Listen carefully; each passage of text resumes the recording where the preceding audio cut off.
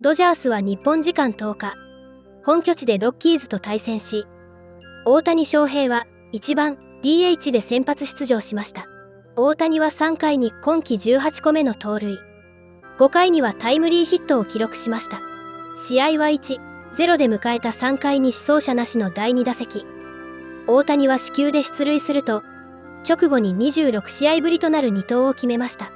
この今季18個目の盗塁でチャンスを広げると、ベッツの17号2ランが飛び出し、大谷はホームへ生還。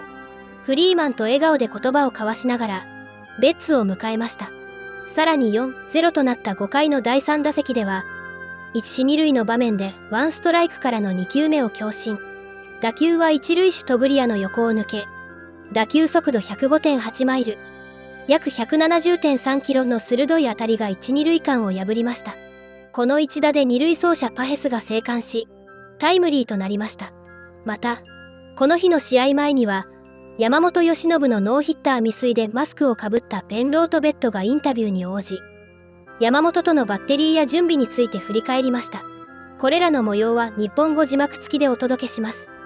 Ben, thank you so much for coming on with us. Welcome to LA. It's quite a first 3 starts for you with the Dodgers, a near no-hitter on Saturday, another one last night. But I want to go back to Saturday and Yoshinobu Yamamoto on the mound, a guy that you've never caught before. What was going through your mind as you get to the 8th inning and then you get to the 9th inning? Were you feeling any nerves at that point? You're just so focused on calling pitches. And what did you think when that ball left the yard there with 2 outs in the 9th?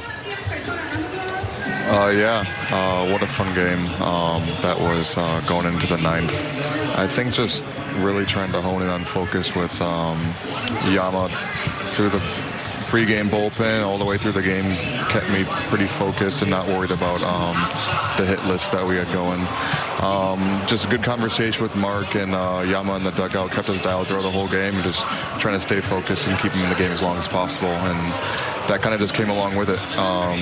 Kind of really started set in around the 7th and really got specific with kind of pitches we were calling. And 9th came out and just tried to do our best. Ben, what's going on? This is Jerry. First and foremost, congrats on an incredible last name. That last name sounds like a Marvel superhero. Rortvet, I just love it.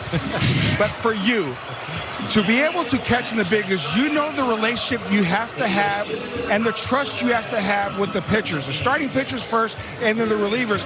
You come in here and be able to hit the ground running. Talk about the communication you've had so far with the pitchers because it's been blatantly obvious they have gained your trust.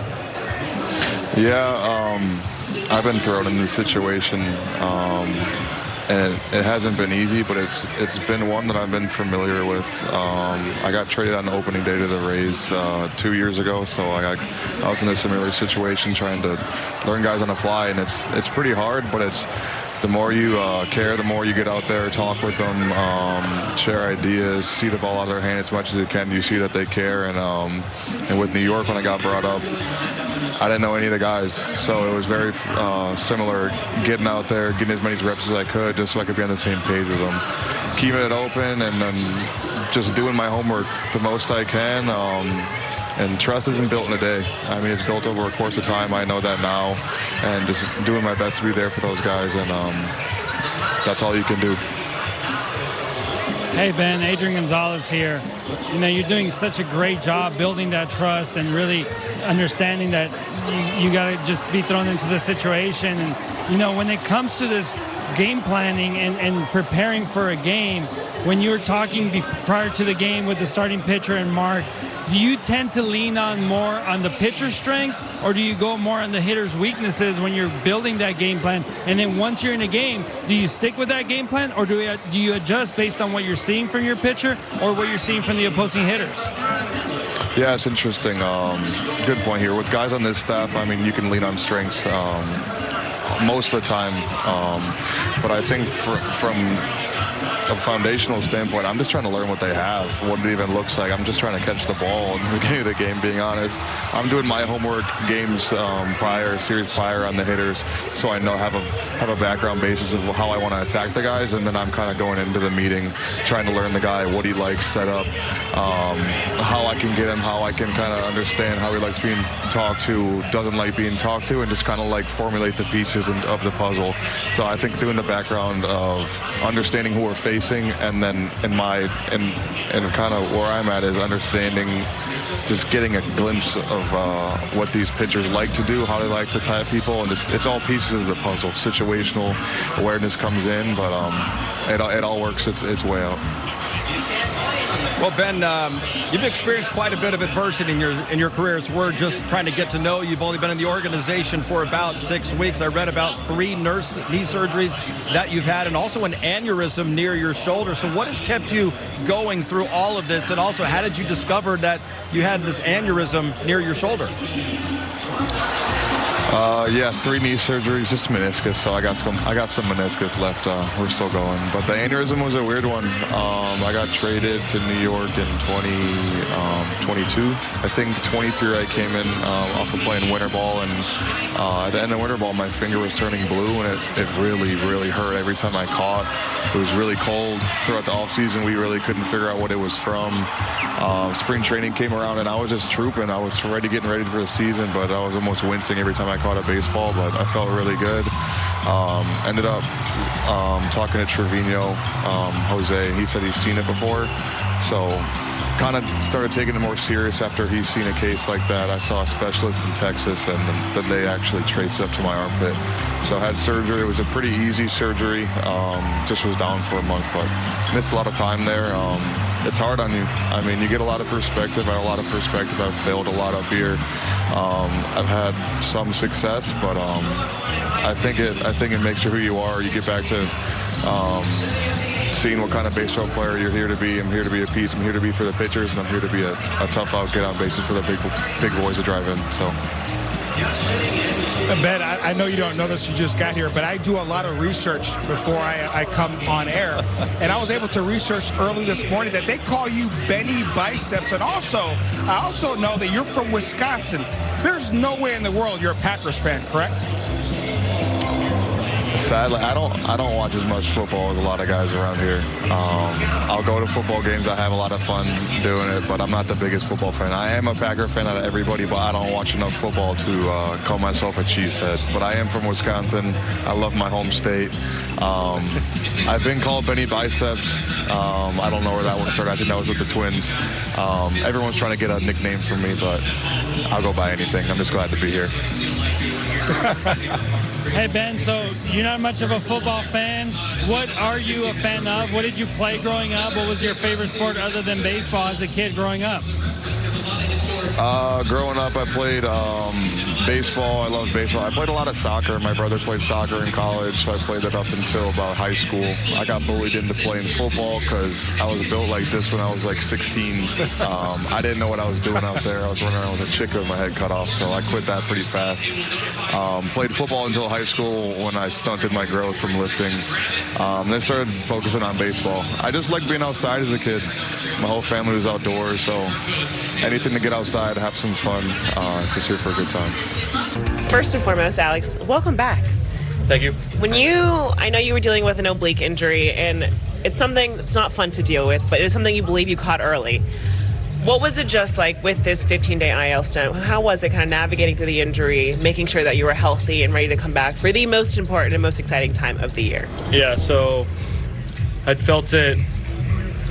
We were in Colorado, and then it was like second day in San Diego.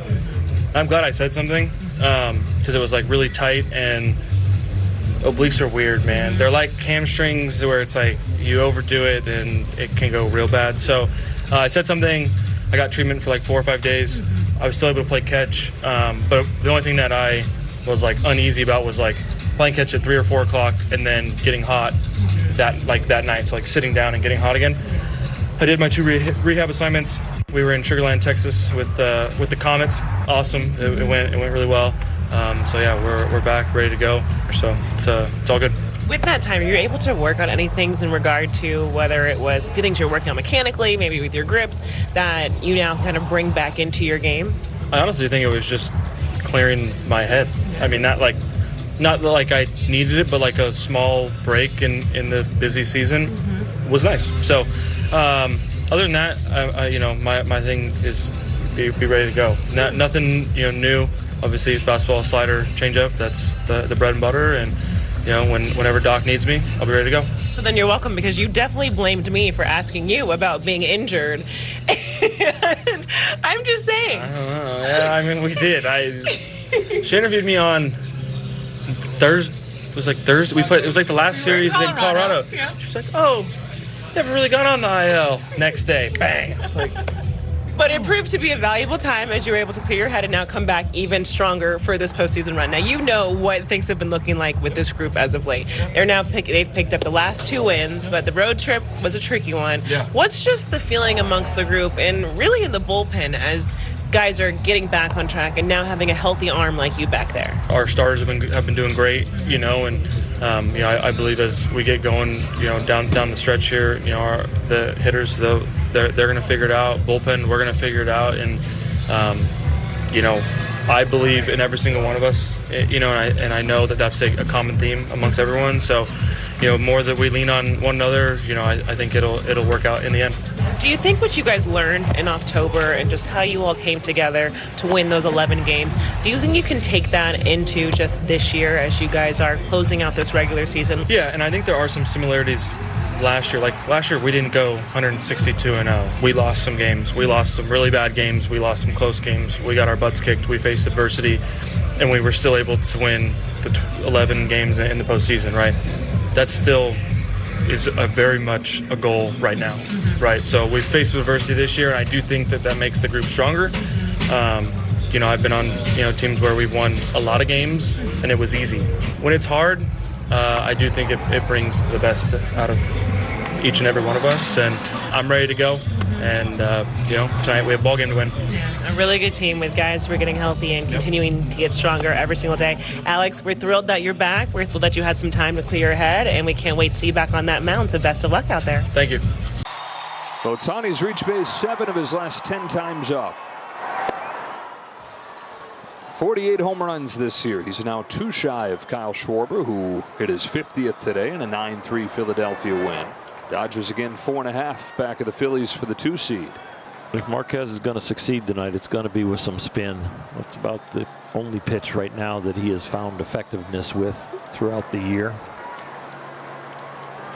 Here's his payoff. Ohtani takes outside ball 4. It was the curve, but it missed away. For Ohtani, his 98th walk taken this year. That's a career high. And a 1-0 from Marquez. Ohtani runs, throw to second, not in time. Stolen base, Shohei Ohtani. Number 18 of the year.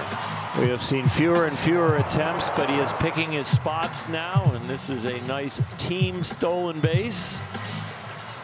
Now that he's pitching, also, we've seen less use of the wheels. Yeah, when you look back at the career baseball reference page of Shohei Ohtani decades from now, a century from now, if they still have baseball reference in a century, see no reason why not. But there's a fly ball to left center field, traveling deep. Beck's going back. It's got a chance. It is gone. It's a 2-run home run for Mookie Betts. And it's a 4th consecutive game with multiple runs batted in for Betts. Made it bang bang, but Pages is in there and into scoring position for Ohtani. Walked and scored his last time. On base 8 of his last 11 times up. On the ground to first, and it gets by Tolio. Pages makes the turn and comes home, and it's 4-0 or 5-0.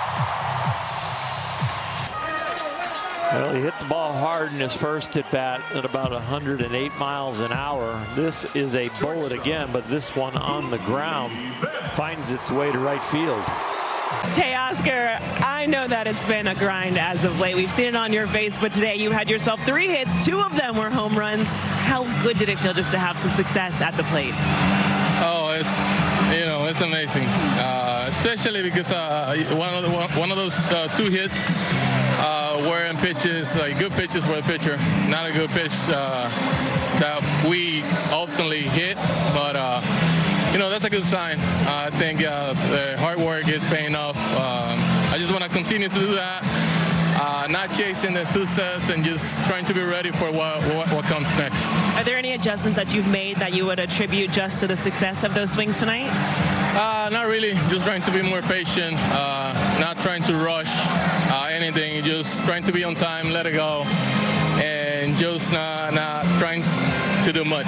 Just hit the ball and just see what happens. Yesterday we saw Max Muncy return to the lineup. Today it was Will Smith. Tomorrow it's going to be Tommy Edman. Does it feel like just this group is getting back to its full strength and you guys with the offense getting back on track right now? Yeah, I mean, we didn't have that. We didn't have the whole lineup. Never, I think, in this whole season. So now that everybody's coming back, it feels really good. Feels excited that we're going to have everybody's back. Not only on the position player side, but on the pitching side too. All right, should we say it? He's back! Congratulations on that. Congratulations, Oscar. Well, Mookie, first, these are now 3 straight wins. When you look at kind of the complete games, have you been seeing the pitching? Starting pitching has been excellent, the offense getting going. Does it feel like you guys are kind of just coming back into yourselves and getting back to playing Dodgers baseball?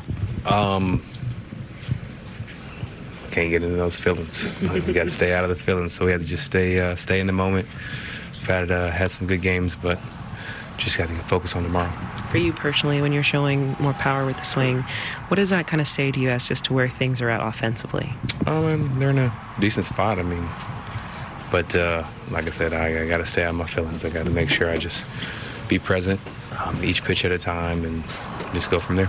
You said kind of in Baltimore that you guys have felt like you're close for a while. How encouraging is it to sort of see the results where you actually put together a complete game like that for the last couple of days? I mean, it's good. It's good. It's good. We know we're still a good team and whatnot. So it's just good to get some wins, and I mean, it kind of is what it is.